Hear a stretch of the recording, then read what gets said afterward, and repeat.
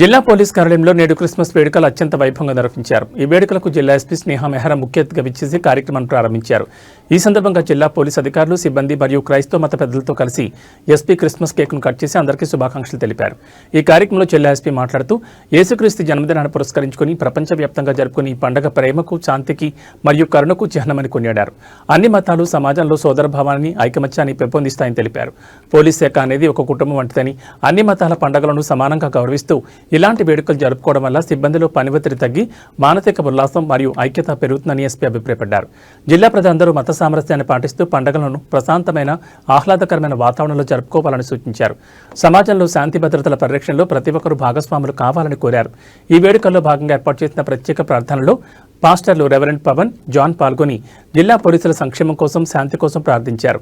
ఈ కార్యక్రమంలో అదనపు SP B Ramulu Nayak, DTC DSP Srinivasulu, DTC DSP Janaiah, Vikarabad DSP Srinivasa Reddy, AO కాజ్మోహనుద్దీన్, సిఐలు, ఆర్ఐలు మరియు పోలీస్ కార్యాలయ సిబ్బంది పెద్ద సంఖ్యలో పాల్గొని వేడుకలను విజయవంతం చేశారు.